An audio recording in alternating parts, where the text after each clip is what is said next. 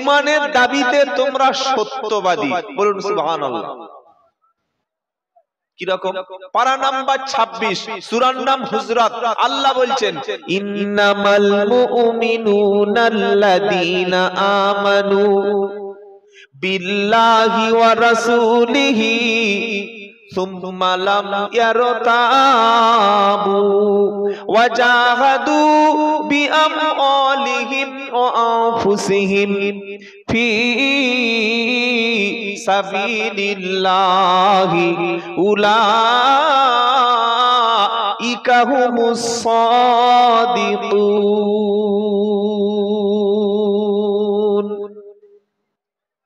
নিশ্চয়ই কেবলমাত্র ঈমানদার তারা যারা আল্লাহর উপর এবং রাসূলের উপর ঈমান এনেছে, ঈমান আনার পরে সন্দেহ পোষণ করে না। আল্লাহওয়ালা ভাইরা, জ্ঞানী জনেরা, শুধু মানুষেরা ঈমান আনার পরে ঈমানের ব্যাপারে সন্দেহ পোষণ করে না। ওয়াজাহাদু বিআমওয়ালিহিম ওয়া আনফুসিহিম, তারা আল্লাহর রাস্তায় মাল এবং জান দিয়ে তারা চেষ্টা করে, মুজাহাদা করে। জিহাদ মানে কিন্তু মারামারি, কাটাকাটি না। আজকের পত্রিকা খুলুন, টেলিভিশন খুলুন, মুসলমানদেরকে, আমাদের দেশের একদল সাম্প্রদায়িক বেঈমান নেতা মুসলমানদেরকে বলছে এরা জিহাদি মোল্লা। কি গো, বলছে না? বলে না? আরে হ্যাঁ বানা বলুন না। আপনারা খেয়েছেন বলে কি মুখটাই বন্ধ হয়ে গেল? আপনারা খেয়েছেন কি বাবা? ও এই জন্য আপনাদের মুখে আওয়াজ হয়। কি গো, মুসলমানদের বলছে জিহাদি মোল্লা। ভাই, এটা সত্যটা বিশ্বাস করুন। ভারতবর্ষের জমিনে 1757 সাল পর্যন্ত এই মুসলমানরাই শাসন করেছিল। যদি আমরা জেহাদি হতাম, যদি আমরা হিন্দু বিদ্বেষী হতাম, খ্রিস্টান বিদ্বেষী হতাম, অন্য ধর্মের মানুষদেরকে চাপ সৃষ্টি করতাম, আমরা মন্দিরকে ভেঙে ফেলতাম, আমরা অমুসলিমদের উপরে অত্যাচার করতাম, 800 বছরে একটা মন্দির আর একটা হিন্দু থাকার কথা না। কি বললাম বুঝতে পেরেছেন?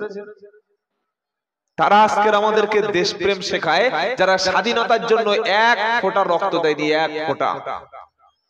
হ্যাঁ, যারাই আজকের শাসন করছে দেশ, আমাদেরকে বলছে এরা স্বাধীনতা বিরোধী, দেশ বিরোধী, অথচ স্বাধীনতার জন্য রক্ত দিয়েছে ওলামারা, তারা এক ফোঁটা রক্ত দেয়নি। এটা ভালো করে মাথায় রাখুন। আবার দেশের স্বাধীনতার জন্য, স্বাধীনতা সার্বভৌমত্ব রক্ষার জন্য, সংবিধান রক্ষার জন্য, কুরআন রক্ষার জন্য, সাম্প্রদায়িক সম্প্রীতি রক্ষার জন্য প্রয়োজনে উলামারা আবার রক্ত দেবে। বলুন ইনশাআল্লাহ। এই ইতিহাস ওলামাদের ইতিহাস, এই ইতিহাস ওলামায়ে দেওবন্দের ইতিহাস, এটা জমিয়ত উলামায়েদের ইতিহাস। তারা আজকে ভুলে গেছে। তো আল্লাহ পাক কি বলছেন? যারা জিহাদ, জিহাদের শব্দের ব্যাখ্যাটা শুনে নিন। অনেক শিক্ষিত মানুষকে বলে তোরা তো জিহাদি মোল্লা, তোদের ধর্ম তো লেখা আছে মারামারি করো, কাটাকাটি করো, হিন্দু দেখলে মারো, খ্রিস্টান দেখলে। দেখিস না বাংলাদেশে কি করছে? হ্যাঁ বলছে। আপনি টেলিভিশন চ্যানেল খুলুন, 24 ঘন্টা এমন ভাবে মিডিয়া সন্ত্রাস করছে, মিডিয়ার মধ্যে সন্ত্রাস তৈরি হচ্ছে যে বাংলাদেশে হিন্দুদের অত্যাচার করে পুড়িয়ে ঘর বাড়ি একদম শেষ করে দিচ্ছে। ভাই, একটা হিন্দু মরেছে, একটু দেখাও না ভাই যে একজনকে মেরে ফেলেছে। কি গো, একটা বললে একজন তো দেখা পাবো, নামটা বলো। মিথ্যা কেন করছো মুসলমানদের বিরুদ্ধে? মিথ্যা কেন করছো? পশ্চিমবাংলার শান্তি সম্প্রীতি নষ্ট করছো কেন? আমার প্রত্যেকটি কথা আমি এভিডেন্স তথ্য নিয়ে কথা বলছি। আপনারা জানেন 15 দিনের মধ্যে 15-16 দিন আগে সম্বল বলে একটা মসজিদ, তার তলায় পাওয়া গেল কি, বললো তলায় লিঙ্গ টাইপের কিছু আছে, সার্ভে করতে গেল। 5 জন মুসলমান প্রতিবাদ করলো, যুবক, তাদেরকে গুলি করে, পুলিশ গুলি করে তাদেরকে হত্যা করেছে। সেটা নিয়ে আজকের কোনো প্রতিবাদ হচ্ছে না। আমি বলছি না যে বাংলাদেশের হিন্দুদের উপরে অত্যাচার হচ্ছে না, কেন বলুন তো? বিশ্বের জমিনে সংখ্যালঘু যেখানে থাকে তাদের উপরে সংখ্যাগুরুরা কিছু না কিছু অত্যাচার করেই থাকে, স্বাভাবিক ব্যাপার। কিন্তু যারা করছে তারা অমানুষ, তারা পশু, তারা মানুষ না। প্রত্যেক দেশের উচিত তাদের দেশের সংখ্যালঘুদের নিরাপত্তা দেওয়া। প্রত্যেকটা দেশের রাষ্ট্র নেতাদের উচিত তাদের দেশের সংখ্যালঘুদের নিরাপত্তা দেওয়া। যদি না দিতে পারে তারা রাষ্ট্র চালাতে ব্যর্থ। আজকের আমাদের এই সম্বলের 5 জন মুসলমানকে গুলি করে শহীদ করে দেয়া হলো। আপনাকে আমি একটা কথা বলে যাচ্ছি, আপনি মিডিয়ার কথা, টেলিভিশনের কথা, টিভির কথা, পেপার পত্রিকার কথা, 100-র মধ্যে বর্তমান টেলিভিশন গুলো বিক্রি হয়ে গেছে, 100-র মধ্যে 90টা খবর ভুয়া। যদি বলেন একটা প্রমাণ দেন। আচ্ছা, করোনা এসেছিল কত সালে বাবা? 2019-এর শেষে, হ্যাঁ 20-র শুরুতে, 19-এর শেষে, ওই জুলাই 19-এর দিকে। তো সেই সময় আমাদের দেশের যত বড় বড় টিভি চ্যানেল আছে তারা কি বললো, যে দিল্লি নিজামুদ্দিন মার্কাজ থেকে করোনাটা ছড়িয়েছিল। এটা মনে আছে না? আমি মিথ্যা বলছি? বলুন তো, পরবর্তীকালে এটা সত্য না মিথ্যা প্রমাণ হয়েছে? মিথ্যা। শুধু এটা নয়, হাজারো খবর এরকম আছে মিথ্যা। আপনাকে জানতে হবে জিহাদ মানে কি। মুসলমানদেরকে জিহাদ বলার আগে জিহাদের ইতিহাসটা তুমি শোনো। কোরআন কারীমের মধ্যে আল্লাহ জিহাদ শব্দ অনেক জায়গায় ব্যবহার করেছেন। জিহাদ শব্দের অর্থ হলো প্রচেষ্টা করা, চেষ্টা করা। কোন কাজকে চূড়ান্ত করতে গেলে মানুষ যে প্রাণপণ চেষ্টা করে, এই চেষ্টার প্রচেষ্টা, চেষ্টার পরে চেষ্টা, সেই চেষ্টার পরে চেষ্টার নামকে আরবিতে কি বলা হয়? জিহাদ। আর মারামারি, হত্যা, এটাকে বলা হয় কিতাল। কোরআন কারীমের মধ্যে জিহাদ মানে মারামারি করতে বলা হয়নি, জিহাদ মানে লড়াই করতে বলা হয়নি, জিহাদ মানে অমুসলিমদের ঘরবাড়ি জ্বালিয়ে দিতে বলা হয়নি। আজকের টুপি দাড়ি পাঞ্জাবি দেখলেই মনে হয় এর ভিতরে কোনো একটা বোম আছে, এর পকেটে নিশ্চয়ই একটা বন্দুক আছে, এ মনে হয় সন্ত্রাসী সাপোর্টার। অথচ আপনি প্রমাণ করুন, ভারতবর্ষ নয় পৃথিবীর জমিনে সবচাইতে বড় সন্ত্রাসীর নাম হচ্ছে অ্যাডলফ হিটলার। 80 লক্ষ 60 লক্ষ ইহুদিকে হত্যা করেছিল। এই হিটলার ছিলেন হাফেজ, কারি, মাওলানা, মুফতি, শাইখুল হাদিস, মুমতাজুল মুহাদ্দিসিন, মুফাসসিরিন, একজন শ্রেষ্ঠ ফুকাহাবিদ ছিলেন, তাই তো নাকি? আরে বলছেন না কেন? উনি হাফেজ, মাওলানা, মুফতি সাহেব ছিলেন তো? হিটলার বলছে হ্যাঁ। খেপা নাকি? ও তাহলে সত্যিকারই খেপা। কি বুঝলেন? জিহাদ মানে চেষ্টা করা। কেউ যদি মনে করে আমি বড় একটা ডাক্তার হব, সে দিনরাত পড়াশোনা করছে, বারবার কোচিং এ গিয়ে চেষ্টা করছে, 2বার 3বার 4বার সে নিট পরীক্ষা দিচ্ছে পাশ করার জন্য, একদিন সে সফল হলো। এটা যদি আমরা আরবিতে শব্দটা একটু বোঝার চেষ্টা করি, তাহলে বুঝতে হবে ওই ডাক্তারটা ডাক্তারি পড়ার জন্য নিজেকে জিহাদ ঘোষণা করেছে, আমি ডাক্তার হব। একজন চেষ্টা করছে আমি বড় আইপিএস অফিসার হব, ডব্লিউবিসিএস অফিসার হব, দিনরাত প্র্যাকটিস করছে, দিনরাত সে চেষ্টা করছে, একদিন সত্যিকার অর্থে চেষ্টা করেছে, বড় একটা অফিসার হয়ে গেল। অফিসার হওয়ার জন্য দিনরাত যে প্রচেষ্টা করেছে, এটা আরবিতে বললে হবে জিহাদ। আরবিতে কি বলা হবে? জিহাদ। জিহাদ হিন্দুরা করে, খ্রিস্টানরা করে, মুসলমানরা করে। আমাদের মোদী সাহেব জিহাদ করেছেন, মমতা ব্যানার্জি জিহাদ করেছেন। আমাদের দেশের সমস্ত মানুষ যারা একটু চেষ্টা করছে, চেষ্টাকে, প্রচেষ্টার চূড়ান্ত রূপকে আরবিতে বলা হয় জিহাদ। জিহাদ মানে যুদ্ধ নয়। অথচ ইতিহাসে এই ভুলটা ঢুকিয়ে দেওয়া হয়েছে যে আল্লাহর নবী সাল্লাল্লাহু আলাইহি ওয়াসাল্লাম যুদ্ধ করেছিলেন। না ভাই, আল্লাহর নবী যদি যুদ্ধ করতেন, নবীর সেনা কই? নবীর সেনাপতি, নবীর সৈন্যবাহিনী কই? নবীর হাতে কোনো রিজার্ভ ফোর্স ছিল না, এক্সট্রা তাদের বেতন দেওয়া হতো না। ওই সাহাবায়ে কেরামরা ছিলেন নবীর সাথী। নবী বললেন তারা আক্রমণ করছে, তোমরা বাঁচার জন্য, ডিফেন্স করার জন্য। ধরুন চায়না আমাদের অরুণাচল প্রদেশ দখল করে নিল, আর পাকিস্তান আমাদের দিকে হাত বাড়াচ্ছে, আমরা দেশের সেনাবাহিনী আর আমরা দেশের জনগণ, হিন্দু মুসলমান, আমরা সবাই বসে থাকবো আঙুল চুষবো নাকি? আমরা চায়না বা পাকিস্তানকে আমরা আক্রমণ করব।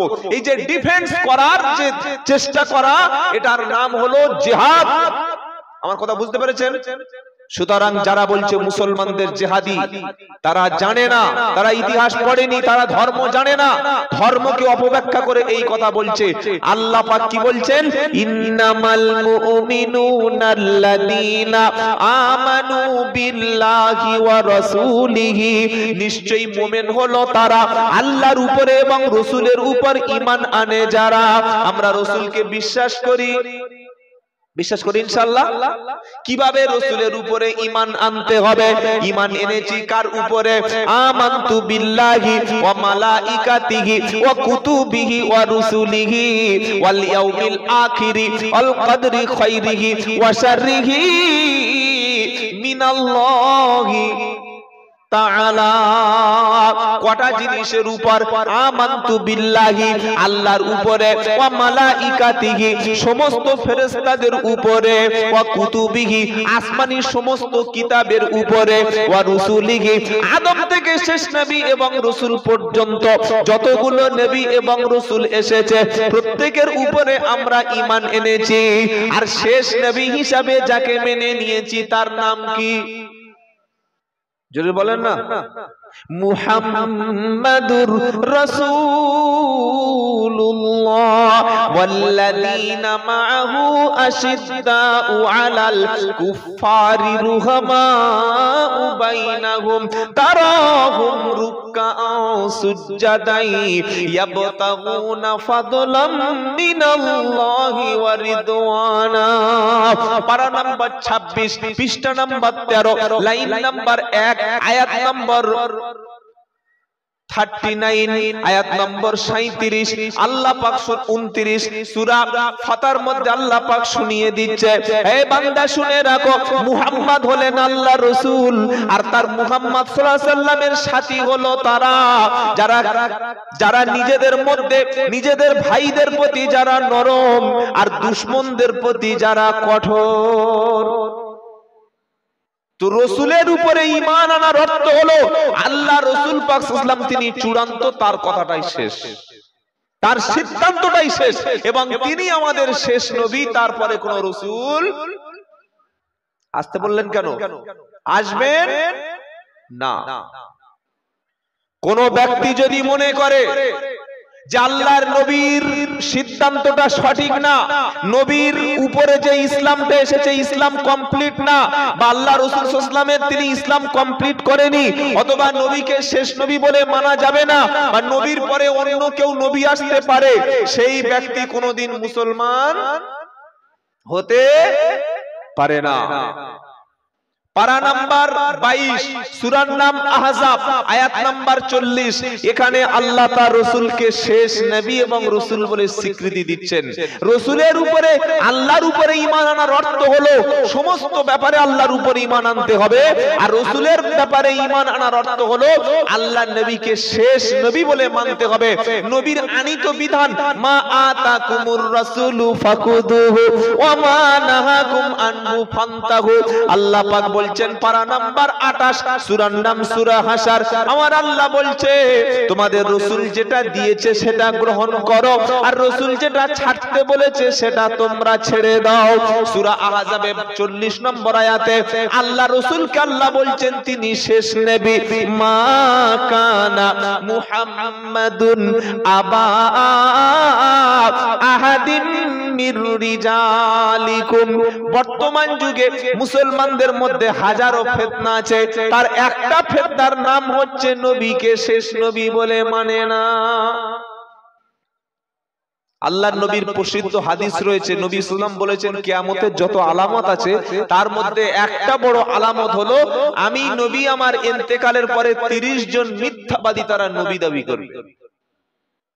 কি বললাম বুঝতে পেরেছেন? 30 জন যে মিথ্যাবাদী নবী দাবি করবে তারা অমুসলিমদের মধ্যে না, তারা এই মুসলমানদের মধ্যে। আল্লাহর নবীর ইন্তেকালের শেষ সময় এসে মুসাইলামাতুল কাযযাব, আবু বকর সিদ্দিক রাদিয়াল্লাহু তাআলা আনহু যাকে অভিযান করে শেষ করেছিলেন, এই মুসাইলামাতুল কাযযাব নবীর যুগের শেষে আবু বকর রাদিয়াল্লাহু তাআলা আনহুর খেলাফতের সময় নিজেকে বললেন আমি নবী। নাউজুবিল্লাহ বলুন। আর আল্লাহ তার কোরআনে আপনি রাসূলের উপরে কিভাবে ঈমান আনবেন? আমানতু বিল্লাহি ওয়া মালাইকাতিহি ওয়া কুতুবিহি ওয়া রাসূলিহি শেষ এবং ইন্নামাল মুমিনুনা আল্লাযিনা আমানু বিল্লাহি ওয়া রাসূলিহি আল্লাহ বলছেন কেবলমাত্র মুমিন তারা আল্লাহর উপরে যারা ঈমান এনেছে রাসূলের উপর ঈমান এনেছে যারা রাসূল সাল্লাল্লাহু আলাইহি ওয়াসাল্লামের নবুয়তকে অস্বীকার করা যাবে না। আল্লাহ বলছেন মা কানা মুহাম্মাদুন আবা আহাদিন মির রিজালিকুম মুহাম্মদ সাল্লাল্লাহু আলাইহি ওয়াসাল্লাম তিনি কোন পুরুষের পিতা নন। আল্লাহ রিজাল শব্দ ব্যবহার করছে রিজালুন মানে কোন একজন সাবালক পুরুষের পিতা নয়। আল্লাহ নবীর কটা ছেলে মেয়ে ছিল বাবা জানা আছে আপনাদের? জানেন না? খাদিজা রাদিয়াল্লাহু তাআলা আনহা তার গর্ভে আল্লাহ চারটে কন্যা দিয়েছিলেন, একটা হলো জয়নাব, আর একটা হলো রুকাইয়া, আর একটা হলো কুলসুম, আর একটার নাম আরে বলছেন না কেন ফাতিমা।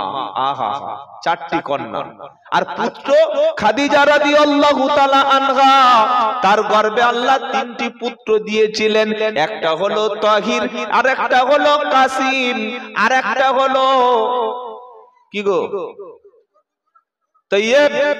আর মারিয়া কিপ্তিয়ার গর্ভে আল্লাহ একটা সন্তান দিয়েছিলেন, তার নাম হলো ইব্রাহিম। এই চারটে সন্তান চারটে ছেলের নবীর হয়েছিল। চারটে সন্তান নাবালক অবস্থায় মারা গেল। নবী সাল্লাল্লাহু আলাইহি সাল্লামের একটা পোষ্য পুত্র ছিল যার নাম হলো যায়েদ। এই যায়েদকে অনেকে আল্লাহ রাসূলের পুত্র বলে মনে করতেন। আল্লাহ পাক যখন কুরআন নাজিল করে দিলেন মা কানা মুহাম্মাদুন আবা আহাদিম মির রিজালিকুম মুহাম্মদ সাল্লাল্লাহু আলাইহি ওয়াসাল্লাম তিনি তোমাদের কোন পুরুষের পিতা নন, ওয়ালাকির রাসূলুল্লাহ বরং তিনি হলেন আল্লাহর রাসূল। আর সাথে সাথে আল্লাহ বললেন ওয়া খাতামান নবিয়্যিন সূরা আহজাব 22 পারার 40 নম্বর আয়াতে আল্লাহ পাক বললেন তিনি হলেন শেষ নবী। নবুয়তকে রাসূল পাক সাল্লাল্লাহু আলাইহি ওয়াসাল্লামকে দিয়ে খতম করে দিয়েছে, সিল মেরে দিয়েছে। সিল মারা বোঝেন না কি গো? এই খতম শব্দটা কোরআনে বিভিন্ন জায়গায় বিভিন্ন ভাবে আল্লাহ ব্যবহার করেছেন। তার মানে আল্লাহ রাসূল যে শেষ নবী, তারপরে কোনো রাসূল আসবেন না, নবুয়ত শেষ, নবুয়তের কাজটাই শেষ, এটাকে খতম করে দিয়েছেন, সিল মেরে দিয়েছেন, মোহর মেরে দিয়েছেন। কাকে দিয়ে? বিশ্ব নবীকে দিয়ে। এই আয়াতের তাফসিরে ইবনে কাসির রহমাতুল্লাহ আলাইহি তিনি বলছেন যে আল্লাহর নবী সাল্লাল্লাহু আলাইহি ওয়াসাল্লাম কিভাবে তিনি শেষ নবী বা তার নবুয়ত শেষ, রাসূলের আসার রাস্তাটা শেষ। একটা লোক একটা বিল্ডিং ঘুরে ঘুরে দেখছে, বিল্ডিং তো সব জায়গায় সুন্দর গাঁথুনি, আর এক জায়গায় দেখছে একটা ইট নাই, ইট। তখন বলছি কি রে ভাই, এত সুন্দর বিল্ডিং তুমি তৈরি করলে তুই বিল্ডিং একটা ইট নাই কেন? ওই ইটটা দিলেই বিল্ডিংটা কমপ্লিট হয়ে যাবে। শুনছেন আপনারা? আল্লাহ নবী সাল্লাল্লাহু আলাইহি ওয়াসাল্লাম বলছেন আদম থেকে ঈসা পর্যন্ত আল্লাহ তাআলা পৃথিবীতে সমস্ত নবীদেরকে দিয়ে নবুয়তের কাজ করেছেন। আর শেষ ওই বিল্ডিং বা ইমারতের ইটটা দিয়ে যেমন বিল্ডিং ইনকমপ্লিট ছিল কমপ্লিট হয়ে গেল, ঠিক আমি নবী আমাকে দিয়ে আল্লাহ তাআলা নবুয়তের ইমারতের বিল্ডিংটা কমপ্লিট করে দিল। বলুন সুবহানাল্লাহ। নবীর যুগের পর থেকে এই পর্যন্ত 28 জন মিথ্যাবাদী নবী দাবি করেছে। সর্বশেষ যে ব্যক্তি নবুয়তের দাবি করেছিলেন পাঞ্জাবে বাড়ি, তার নাম হলো গোলাম আহমদ কাদিয়ানী মির্জা। শুধুমাত্র ওলামায়ে দেওবন্দ না, বিশ্বের সমস্ত জমিনের সমস্ত মতের উলামা, সমস্ত ফুকাহাদের ফতোয়া হলো এটাই, যে ব্যক্তি আল্লাহর নবীর পরে কেউ নবুয়তের দাবি করবে সে মিথ্যাবাদী এবং সে কাফের।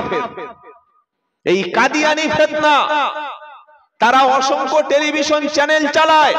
কারা? এর সূচনা হলো আমেরিকা থেকে। আমেরিকার খ্রিস্টানরা মুসলমানদের ঈমান নষ্ট করার জন্য কাদিয়ানী নামক একটা ফিতনা আবিষ্কার করলো, এবং ইংরেজদের জামানায় সূচনা শুরু হলো গোলাম আহমদ কাদিয়ানীকে দিয়ে।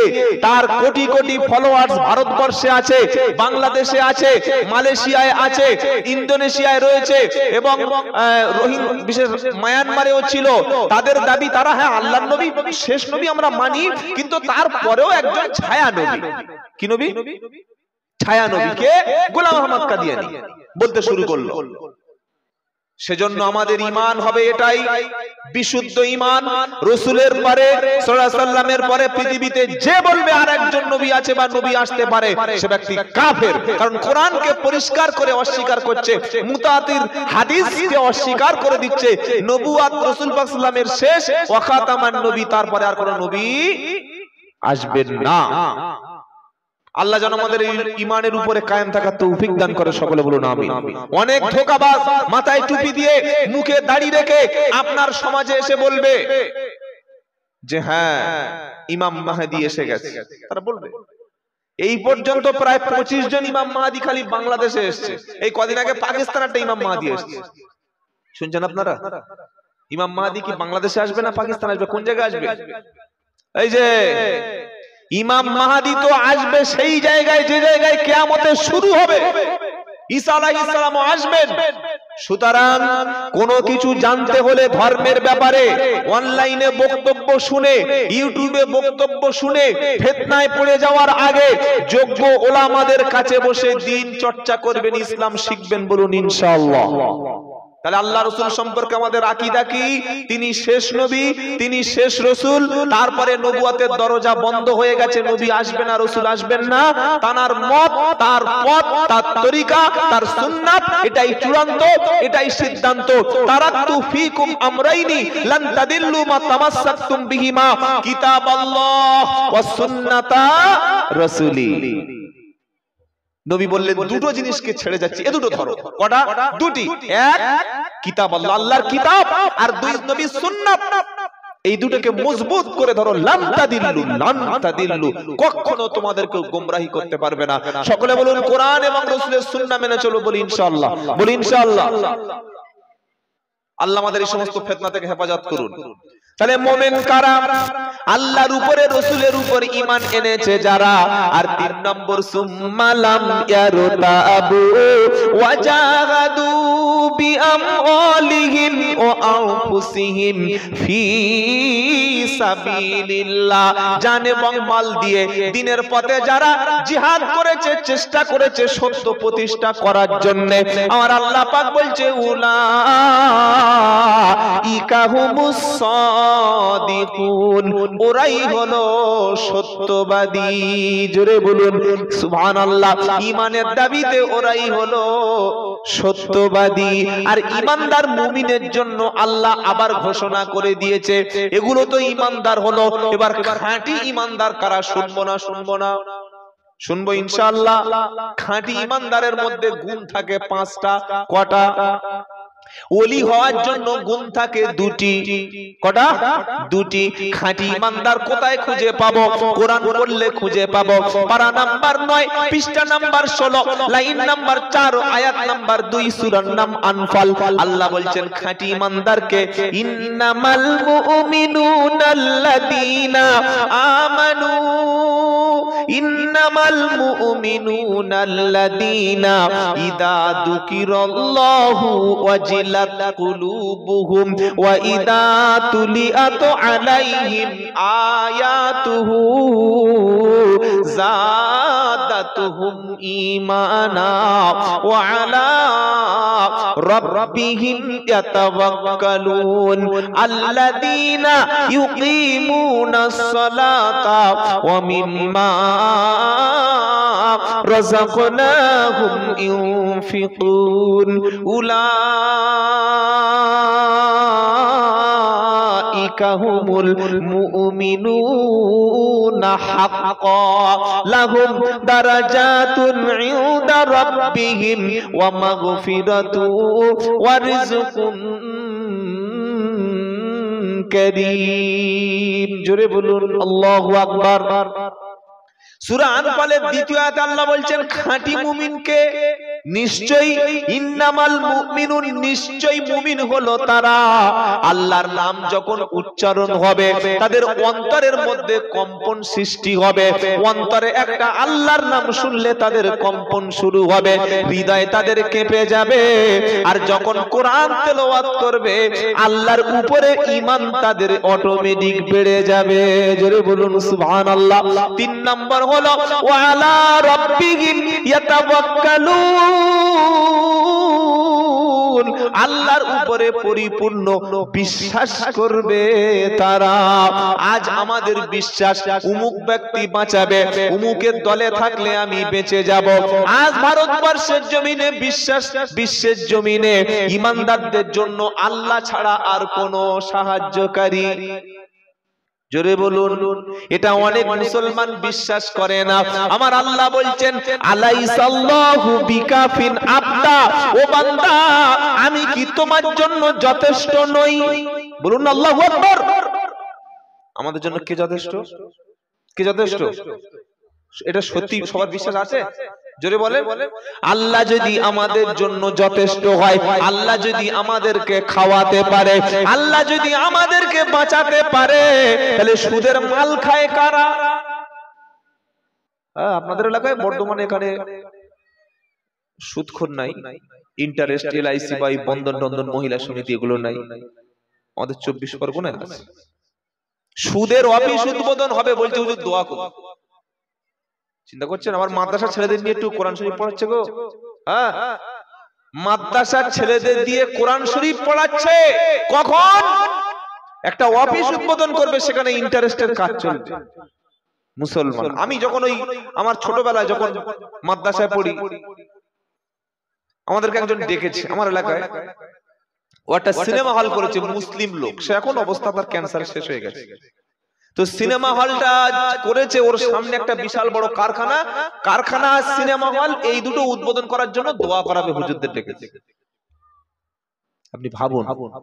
আবার বাংলাদেশে দেখলাম একই সেম একই কেস, সিনেমার স্টাররা, তারকারা, যাদেরকে তারকা বলি মানে চরিত্রহীনারা, ওরা সকলে আছে আর তাদেরকে ডেকেছে একটা হুজুরকে দোয়া করানোর জন্য।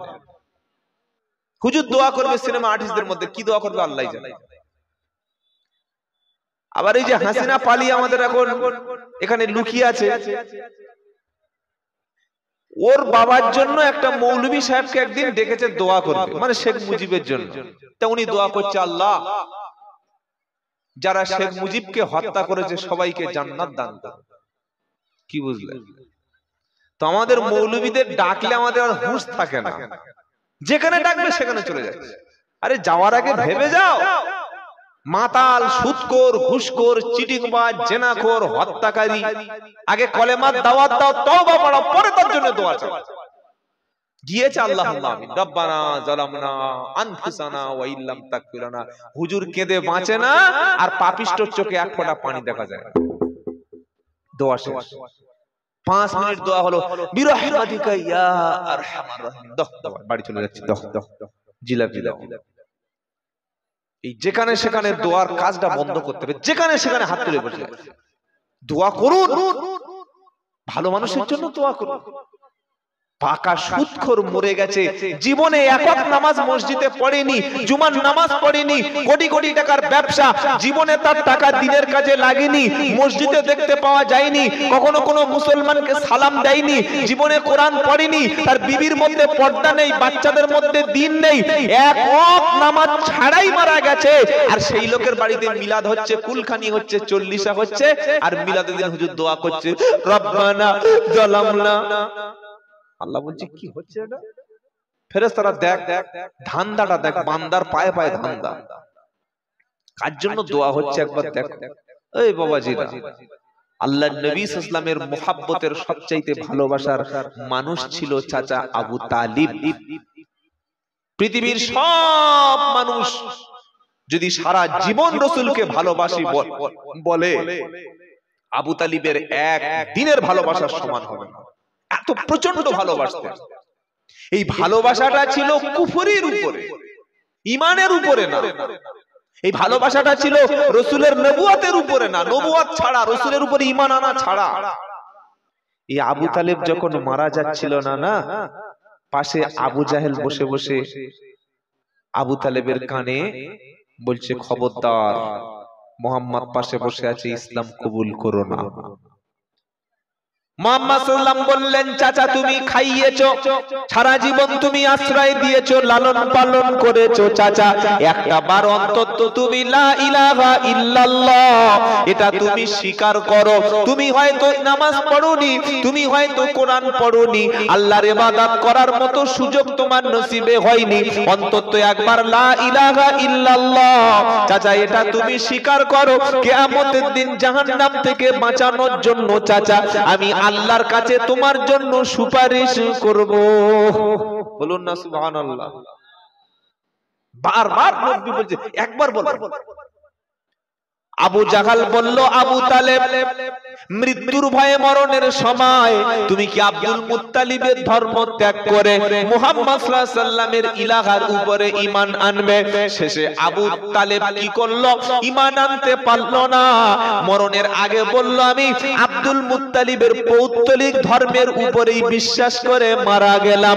আমার আল্লাহ পাকের নবী মুহাম্মদ সাল্লাল্লাহু আলাইহি সাল্লাম চাচা আবু তালেবের জন্য আল্লাহর কাছে বারবার দোয়া চাইছে, আল্লাহর কাছে বলছে, আল্লাহ বলছেন, ইন্নাকা লা তাহদি মান আহাব্বাতা ওয়ালাকিন্নাল্লাহা ইয়াহদি মান ইয়াশা ওয়া হুয়া আ'লামু বিল মুহতাদিন। 20 নম্বর পারায় 11 নম্বর পৃষ্ঠা 8 নম্বর লাইনে 56 নম্বর আয়াত, সূরার নাম কসাস। আল্লাহ বলছেন, হাবিব গো, যাকে তুমি ভালোবাসো, খেয়াল খুশি যাকে তুমি মনে করো, তাকে হেদায়েত দিতে পারবে না আমি আল্লাহ না চাইলে কখনো সম্ভব হবে না। নবী বললেন, ঠিক আছে, তবু আমি আমার চাচার জন্য আমি মাগফিরাত চাইবো, আল্লাহর কাছে ক্ষমা চাইবো। নবী বারবার নিজের চাচার জন্য ক্ষমা প্রার্থনা করছে। আমার আল্লাহ পাক আবার নবীকে বলছে, মা কানা লিন নাবিয়্যি والذين آمنوا أن يستغفروا للمشركين ولو كانوا أولي قربى من بعد ما تبين لهم أنهم أصحاب জাহিম। 11 নম্বর পারা 4 নম্বর পৃষ্ঠা 5 নম্বর লাইনের 113 নম্বর আয়াত, সূরার নাম তাওবা। আল্লাহ পাক বলছে, নবীর জন্য এটা কখনো উচিত না, কোন ঈমানদারের জন্য এই কাজটা কখনো সঠিক হবে না যে কোন ব্যক্তি মুশরিক হয়ে সুস্পষ্ট জাহান্নামী হয়ে মারা যাওয়ার পর তার জন্য দোয়া চাইবে, ক্ষমা প্রার্থনা করবে। আমি বলে দিলাম নবী এবং ঈমানদারদের জন্য এটা উচিত না। পাকা বেনামাজির বাড়িতে মিলাদ, পাকা বেনামাজির বাড়িতে খানা, আহা, আল্লাহ ক্ষমা করুক, সকলে বলুন আমিন। বাবাজিরা, আল্লাহ আল্লাহ ভাইরা, তারা খাঁটি মুমিন তিনটে কোয়ালিটি বলেছি।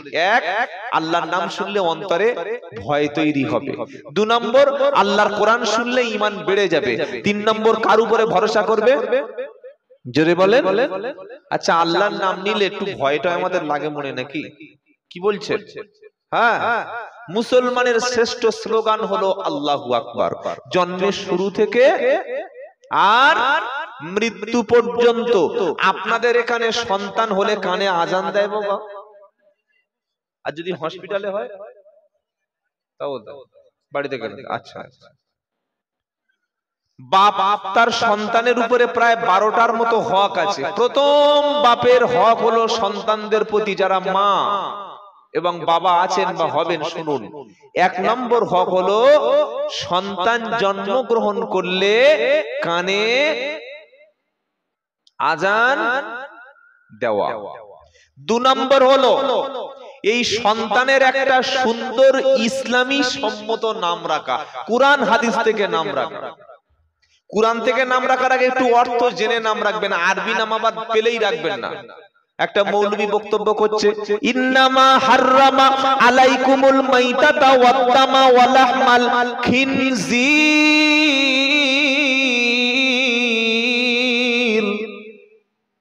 এই খিনজির শব্দের অর্থ হলো, ওলামারা জানে, কি বলুন তো? সাধারণ যারা আছেন আপনারা শুকর, সর সর যেটা হারাম।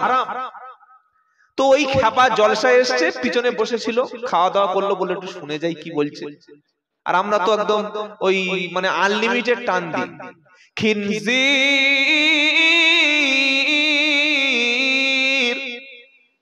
আর উনি সাধারণ লোক ছিল, বললো খিনজির মারাত্মক জিনিস।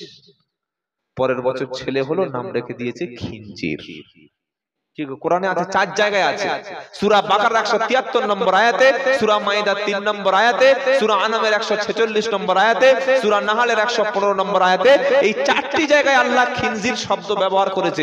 তো মনে করলে কোরআনে আছে মনে রেখে দিন। হ্যাঁ, কোরআনে থাকলেই রাখতে হবে, অর্থ জানতে হবে না। কোরআনে আছে কি জানেন? আনকাবুত। কি গো? হ্যাঁ, 21 পারা। আনকাবুত মানে মাকড়সা।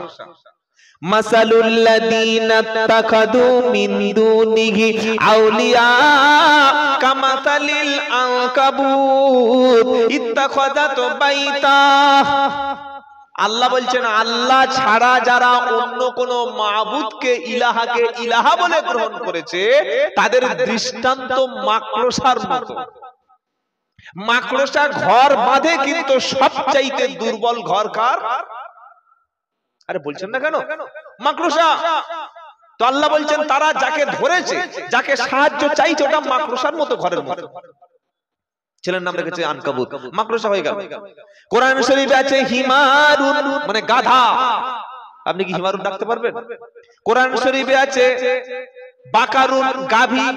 ছেলের নাম বাকারুন রেখে দিয়েছেন। আছে নামলুন, নাম পিপিলিকা।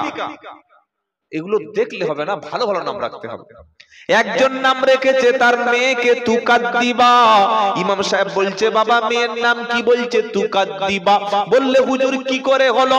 বলল, আমার মা প্রতিদিন সকাল বেলা সূরা রহমান পড়ে, আর কি সুন্দর করে বলে, ফাবি আই আলা রাব্বিকুমা তুকাদ্দিবান রব্বুল মাশরিকাইনি ওয়া রব্বুল মাগরিবাইন।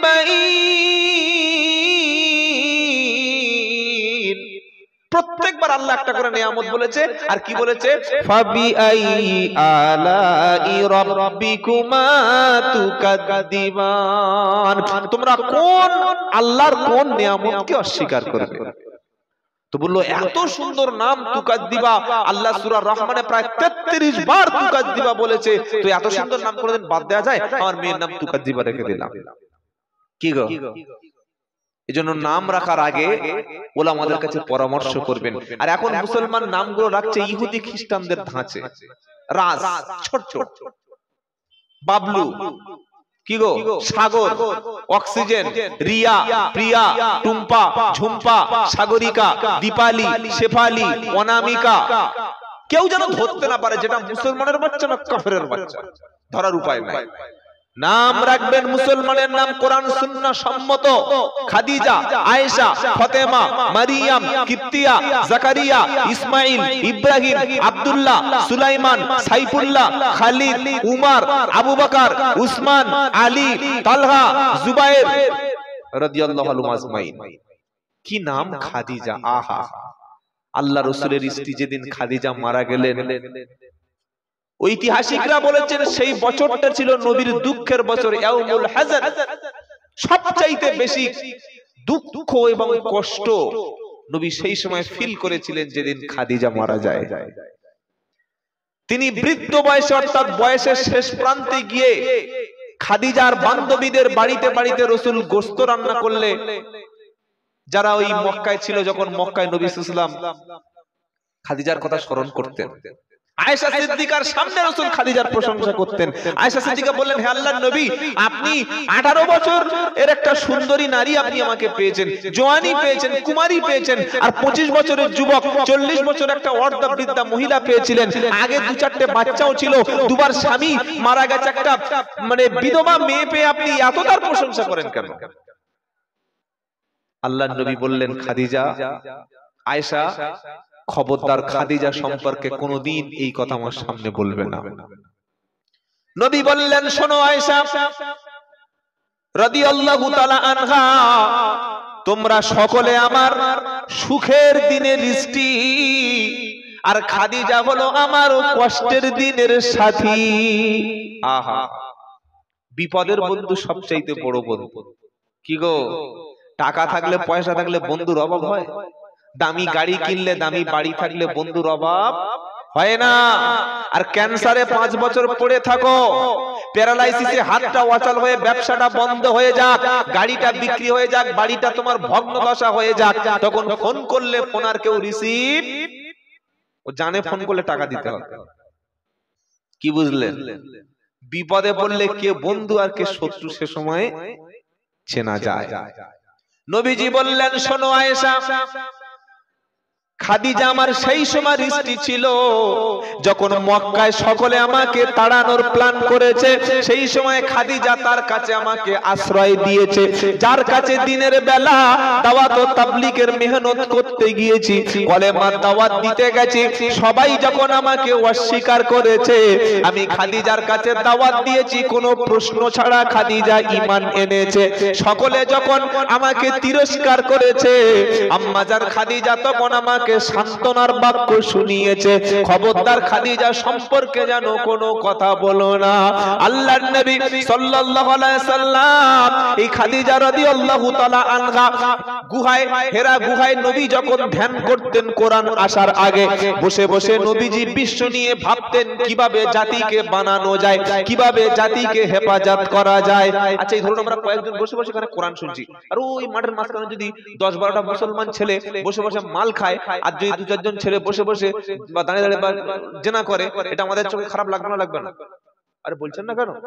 হ্যাঁ, তো হেরা গুহা যেটা আছে একদম কাবা শরীফের থেকে 2.5-3 কিলোমিটার মধ্যে, ওখানে পাহাড়ে বসে বসে গারে হেরা থেকে আল্লাহর নবী কাবা শরীফ দেখতে পেতেন। এখন তো বিশাল বড় বড় বিল্ডিং হয়ে গেছে, ওই যে ওয়াজ টাওয়ার মক্কায় আছে না, ওগুলো কিছুই ছিল না।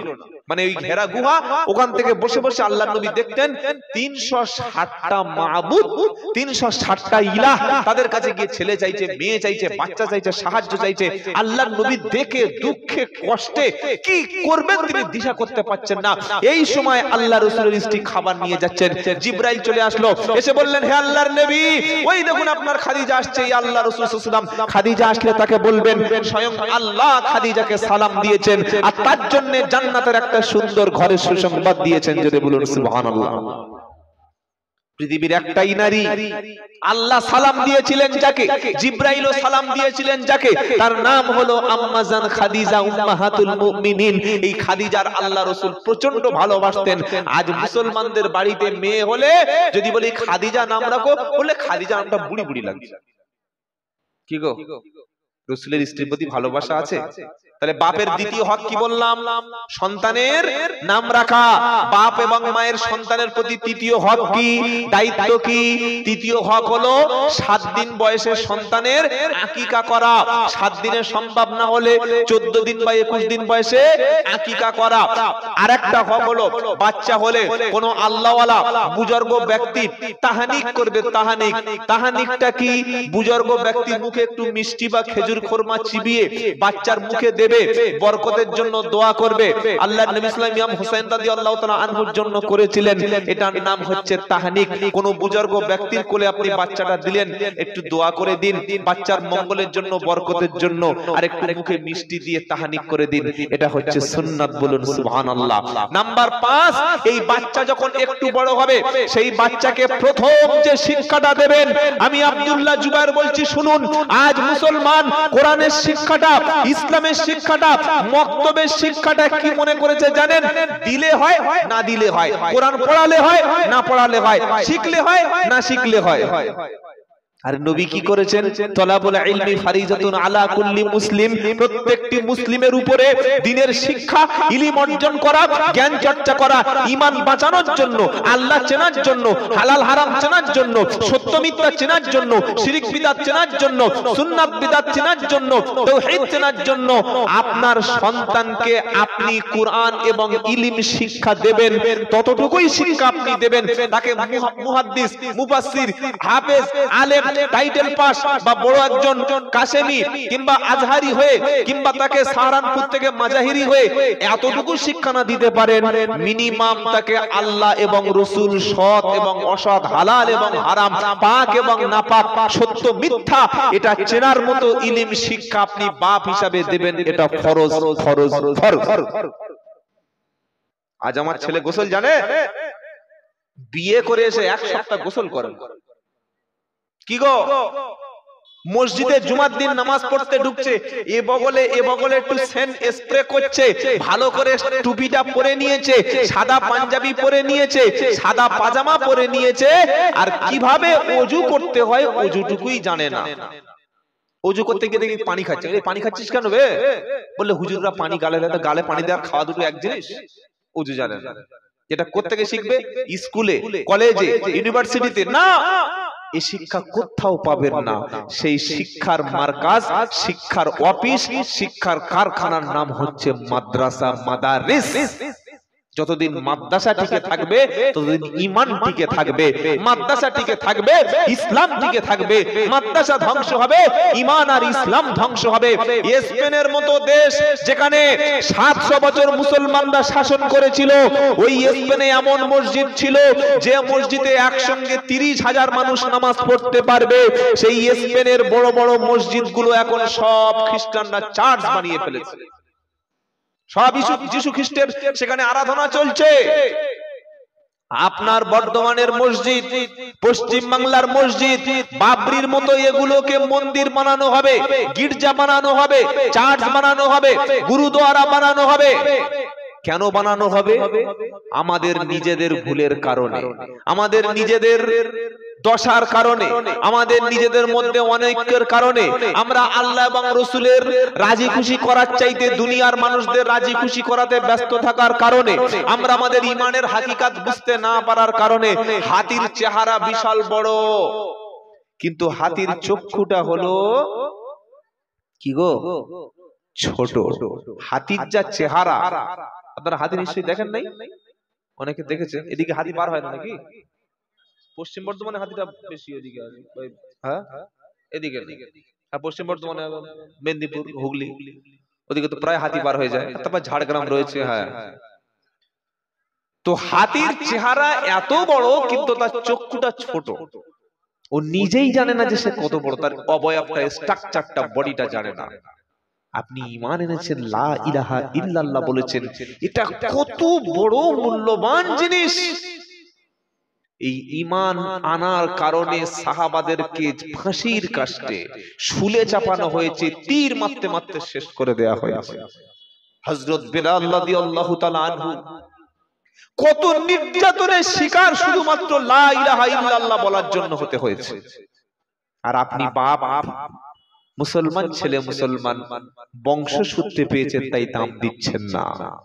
এই কলেমা পড়ার জন্য যদি আপনাকে জেল খাটতে হতো 5 বছর, কলেমা বলার জন্য যদি আপনাকে মার খেতে হতো, কোরআন শিখবেন বলে কোরআন শিখতে গিয়ে যদি আপনার জরিমানা দিতে হতো, জেল খাটতে হতো, তখন মাদ্রাসার প্রতি, ওলামাদের প্রতি আপনার ভালোবাসা থাকতো। ফ্রি পেলে সে জিনিসের কোনো মূল্য থাকে না। বাবাজিরা, আল্লাহওয়ালা ভাইরা, আমরা সকলে কোরআনকে, দ্বীনকে, ইসলামকে ভালোবাসবো, বলুন ইনশাআল্লাহ। ঈমানদারের 3 নম্বর বৈশিষ্ট্য বলেছি আল্লাহর উপরে তাওয়াক্কুল, ভরসা। খাঁটি মুমিনের 4 নম্বর বৈশিষ্ট্য হলো আল্লাযীনা ইউকিমুনাস সালাত। ঈমানদার ব্যক্তির খাঁটি কোয়ালিটি, খাঁটি ঈমানদারের বৈশিষ্ট্য 4 নম্বর হলো নামাজ কায়েমকারী হবে, বেনামাজি কখনো মুসলমান না। মান তারাকা সালাতা মুতাআম্মিদান ফাকাদ কাফারা। ইচ্ছা করে নামাজ তরক করলো, কাফের হয় নাই কিন্তু কুফরি করলো, ঈমানের উপরে কুফরি করলো। সকলে বলুন 5 ওয়াক্ত নামাজ পড়বো ইনশাআল্লাহ। আর 5 নম্বর ঈমানদারের 5 নম্বর কোয়ালিটি কি? ওয়া মিম্মা রাযাকনাহুম ইউনফিকুন। আল্লাহ তাকে যে রিজিক দিয়েছেন, অর্থ দিয়েছেন, সম্পদ দিয়েছেন, তার থেকে আল্লাহর রাস্তায়, দ্বীনের রাস্তায় তারা দান করবে। বলুন সুবহানাল্লাহ। পাঁচটা এই পাঁচটা গুণ বলার পরে আল্লাহ কি বলছেন? উলাইকা হুমুল মুমিনুনা হাক্কান। আল্লাহ বললেন ওরাই হলো খাঁটি ঈমানদার। জোরে হবে না সুবহানাল্লাহ? খাঁটি ঈমানদারদের জন্য আবার সুসংবাদ আছে। কি সুসংবাদ? লাহুম দারাজাতুন ইনদা রাব্বিহিম। আল্লাহর কাছে তাদের রয়েছে বিশাল মর্যাদা, বিশাল সম্মান। সুবহানাল্লাহ। আর কি আছে? ওয়া মাগফিরাতুন, ক্ষমা। আল্লাহর কাছে যদি আমরা ক্ষমা পেয়ে যাই, এর চাইতে বড় পুরস্কার আর কিছু নাই। আল্লাহ আপনাকে যদি ধরে না, হিসাব যদি চায়, হিসাব দিয়ে জান্নাতে যাওয়া সম্ভব না, কোনো ব্যক্তির পক্ষে সম্ভব না। কি হিসাব দেবেন আপনি বলেন? সকাল থেকে সন্ধ্যা, সন্ধ্যা থেকে রাত, রাত থেকে সকাল, প্রতিদিন আমরা চোখের খেয়ানত করছি, কানের খেয়ানত করছি, গুনাহ করছি, জেনা করছি। চোখ দ্বারা যেটা দেখার নয় সেটা দেখছি, কান দ্বারা যেটা শোনার নয় সেটা শ্রবণ করছি, জবান দ্বারা যেটা কথা বলার নয় সেটা কথা বলছি। অথচ কান, চোখ, জবান সম্পর্কে আল্লাহ জিজ্ঞাসা করবে, ইন্নাস সামআ ওয়াল বাসারা ওয়াল ফুআদা কুল্লু উলাইকা কানা আনহু মাসউলা। 15 পারা 4th পৃষ্ঠা সূরা বানী ইসরাঈলের ঠিক 6-7 নম্বর লাইনে আর আল্লাহ বলছে, ইন্নাস সামআ, তোমরা কান দিয়ে যেটা শ্রবণ করছো, কি গো, যত ভালো ভালো কথা শুনছো, গালমন্দ শুনছো, গীবত শুনছো, ওলামাদের সমালোচনা হচ্ছে, দ্বীনের সমালোচনা হচ্ছে, ইসলামের সমালোচনা শুনছো, আবার সেটাকে তোমরা সাক্ষী দিচ্ছ, মাথা নেড়ে অভ্যর্থনা জানাচ্ছ। আল্লাহ এবং রাসূলের বিরুদ্ধে আলোচনা হচ্ছে, তোমরা সেই মজলিসে গিয়ে কান দিয়ে শ্রবণ করে তোমরা সেখানে অখুশি হচ্ছ না। কান দিয়ে যেটা শ্রবণ করছো আমি আল্লাহ জিজ্ঞাসা করব। ওয়াল বাসারা, চোখ দিয়ে তোমরা কি কি দেখেছো সারা জীবন, তোমাদের চক্ষু দেখা সম্পর্কে জিজ্ঞাসা করব। ওয়াল ফুআদা, অন্তর থেকে, অন্তঃকরণ দিয়ে তুমি কি ভেবেছো। কুল্লু উলাইকা কানা আনহু মাসউলা, প্রত্যেকটা বিষয় তোমাকে জিজ্ঞাসা করব। তারপরে আল্লাহ বলছে, ওয়ালা তাকফু মা লাইসা লাকা বিহি ইলম। আহা, যে বিষয়ে তোমার কোনো জ্ঞান নাই, যে বিষয়ে তোমার নলেজ নাই, ধারণা নাই, সে বিষয়ে তুমি কোনো মন্তব্য করো না। বলুন সুবহানাল্লাহ। না জেনে কোনো বিষয় বলা যাবে না, হোক ধর্মের ব্যাপারে আর হোক যে কোনো ব্যাপারে। যে বিষয়ে আপনার কোনো ধারণা নাই, ওয়ালা তাকফু মা লাইসা লাকা বিইলম, তোমার কোনো ধারণা নাই, কোনো জ্ঞান নাই যে বিষয়, সেই বিষয় তুমি আগে বেরো না, মন্তব্য করো না। এর নাম হলো ইসলাম। তাহলে আল্লাহ কি বলছেন? খাঁটি মুমিনের জন্য রয়েছে পুরস্কার, রয়েছে ক্ষমা, আর রিজকুন কারীম, আমার পক্ষ থেকে সম্মানিত রিজিক। বলুন সুবহানাল্লাহ। সম্মানিত রিজিকটা কি বাবা? আপনার বাড়িতে একজন মেহমান এসেছে, ধরুন আপনার জামাই, সকালে উঠে আপনি কি করবেন? নাস্তা দেবেন না এমনি ওই পান্তা ভাত দেবেন? বলছেন না কেন? নাস্তা মানে একটু ডিম হবে, তাই তো, একটু ভালো পরোটা হবে, আর মুরগির লেগ পিস হবে, আর যত রকমের মিষ্টি আছে সবে। বাবা খেয়ে না, বাবা খেয়ে না, নতুন জামাই তো। সম্মানের সঙ্গে খেতে দেওয়া। আর একটা চোর এসছে, ওই রাত্রেবেলা বাইক চুরি করতে গিয়ে ধরা পড়েছে, মোবাইল প্রচুর পিটেছে, পিটে লাইট পোস্টে পিটে প্রায় 5 ঘন্টা পিটেছে। চোরটা বলছে, বাবা একটু ক্ষুধা লেগেছে, খাবো। এই মার মার মার মার মার। চোরের আবার খাওয়া, মার মার, আবার 1 ঘন্টা বেড়েছে। তো একটা লোক বলছে, চোর হলে তো সে মানুষ রে বাবা, মেরেছিস তার তো একটা কষ্ট হয়েছে, তো এক কাজ কর, দুটো খাওয়া দাও। এই কার বাড়ি ভাত আছে দেখ দেখ। এই জলসা শেষে যে একটু রান্না ছিল, একটু মাংস একটু ছিল, বলতে খা, কিসি করে দিবি? কিসের উপরে দিবি খাবারটা? বলে এই তাল পাতা, খেজুর পাতা, ওই কলা পাতা, কলা পাতা ধুয়ে এই খা, খায় খায় খা বলছি। আচ্ছা ঠিক আছে, আমার একটু কোমরের থেকে দড়িটা খুলে দাও। এই খাবারটা কিসের খাবার? সম্মানের? আরে বলছেন না কেন? অসম্মানের খাবার। এই অসম্মানের খাবার আল্লাহ জাহান্নামীদেরকে খেতে দেবে। নাউযুবিল্লাহি মিন যালিক।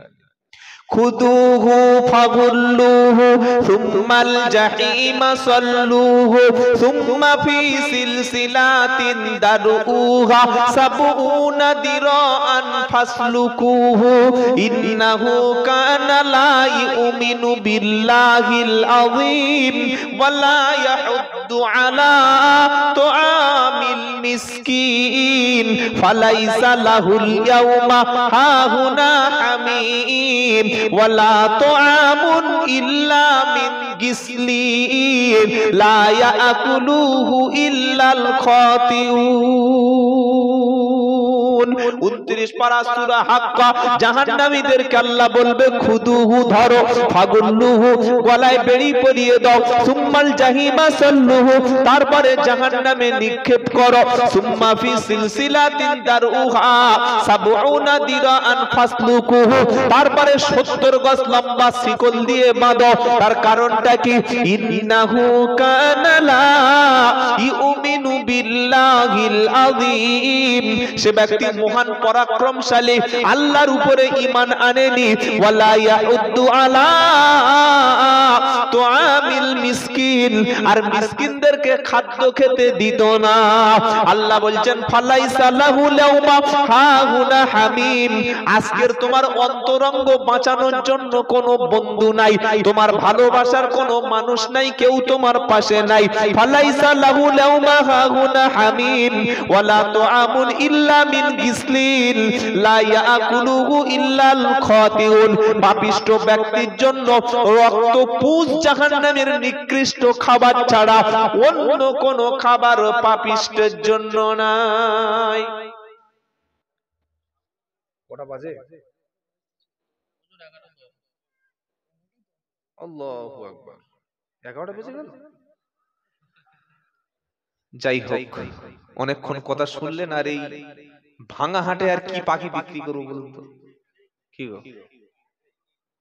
এটা তো ভাঙা হাটে পাখি বিক্রি হয়, ময়না পাখি, টিয়া পাখি, বাজারিগার পাখি, বড় বড় পাখি। হ্যাঁ, কিন্তু হাট তো ভাঙা, পাখির দাম বলে তো সব পালাবে। যাই হোক, আর কথা লম্বা না করি, একটা জিনিস মনে রাখবেন বাবা, আমাদের সম্প্রীতিটা রক্ষা করতে হবে।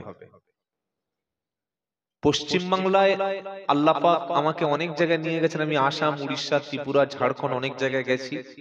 তবে পশ্চিম বাংলার হিন্দু মুসলমান সম্পর্কটা আলাদা। আমার বাড়ি হচ্ছে বারাইপুর, আমার নাম আব্দুল্লাহ জুবায়ের, চাম্পাহাটি এলাকায়। আমার এলাকাটা টোটালি হিন্দু প্রধান বেশি, কিন্তু আমাদের এলাকায় কেউ মারা গেলে অমুসলিম ভাইরা এসে তারা সহযোগিতা করে, চোখের জল ফেলে। এটার নাম শান্তির বাংলা। আবার অনেক হিন্দুও মারা গেলে আমাদের ছেলেরা তাদের গিয়ে একটু সহযোগিতা করে, সহানুভূতি দেখায়। এই যে মিলেমিশে একটা দেশ, একটা রাষ্ট্র চলছে, এই শান্তির বাংলাটাকে 24 ঘন্টা, যেটা আমি আগে একটু বলছিলাম, 24 ঘন্টা দাঙ্গা লাগানোর জন্য হিন্দুদেরকে লেলিয়ে দিচ্ছে মুসলমানদের বিরুদ্ধে, মুসলমানদের খেপিয়ে দিচ্ছে হিন্দুদের বিরুদ্ধে। কাজ করছে কারা? রাজনৈতিক নেতারা। উদ্দেশ্য কি? দাঙ্গা লাগালে মানুষ তখন জাতি নিয়ে ব্যস্ত থাকবে, তখন আর তারা চাকরি চাইবে না, তাদের উন্নতি চাইবে না, অধিকার চাইবে না, তখন ধর্ম নিয়ে পড়ে থাকবে। মনে রাখবেন, ধর্ম কিন্তু বিপদে নেই, বিপদে আছে ভারতবাসী, বিপদে আছে শিক্ষিত বেকার, বিপদে আছে নারীরা, বিপদে আছে দেশের সাধারণ মানুষ। কোন ধর্ম বিপদে নেই ভাই। মুসলমানদের ধর্ম আল্লাহ হেফাজত করবে, মসজিদ মাদ্রাসা আল্লাহ হেফাজত করবে, মন্দির মন্দিরের জায়গায় দাঁড়িয়ে আছে। কিছু ভণ্ড ধর্মগুরু আর রাজনৈতিক কারবারিরা অশান্তি বাঁধানোর চেষ্টা করছে। আমি আপনাদের খেদমতে শেষ কথা বলে বিদায় নেব। অমুসলিমদের সঙ্গে সম্প্রীতি বজায় রাখবেন। কোন খারাপ আচরণ যেন আমরা অমুসলিমদের সঙ্গে না করি। তারা এই দেশের নাগরিক, আমরা এই দেশের নাগরিক। এবং এই যে মাদ্রাসাটা আপনারা প্রচুর টাকা দিয়েছেন, সহযোগিতা করেছেন। এবং আমার এই হযরত বলছিলেন, আমি যখন এসেছি তখন প্রায় ওই 8টার আগে, যে মাত্র কয়েক বছরের মধ্যে এই গ্রামের পূর্ণ সহযোগিতায় এত বড় একটা কাজ আপনাদের ওসিলায় আল্লাহ করিয়ে নিয়েছেন। আল্লাহ যদি চায় আগামীতে এখান থেকে সুখ্যাতি পুরো বর্ধমান, পূর্ব বর্ধমান, পশ্চিম বর্ধমান সহ সমস্ত এলাকায় ছড়িয়ে পড়বে। এই যে আমি সুন্দর দৃশ্য দেখে গেলাম বা এই মাদ্রাসার পঠন পাঠন দেখে গেলাম, আমি ধরো 5 জায়গায় গিয়ে বলবো যে এই পরিবেশ আছে পড়াশোনা, কি বলবো না? বলবো না? বাইরে থেকে ওই দিনাজপুর থেকে, মুর্শিদাবাদ থেকে, আপনাদের এই বিভিন্ন জেলা থেকে মানুষ এসে, তারাও গিয়ে বলবে সুন্দর পরিবেশ। তো এই পরিবেশ যাতে আরো সুন্দর হয় সেদিকে লক্ষ্য রাখবেন। আর এই গ্রামেই যারা বাসিন্দা মুসলিম ধর্মপ্রাণ যারা, আপনাদের প্রত্যেকটা ছেলেকে, প্রত্যেক ফ্যামিলিতে একটা করে আলিম, একটা করে হাফেজ বানাবেন, বলুন ইনশাআল্লাহ। একটা হাদিস বলে বিদায় দেব, ইদা মাতাল ইনসান ইনকাতা আনহু আমালুহু ইল্লা মিন সালাসা।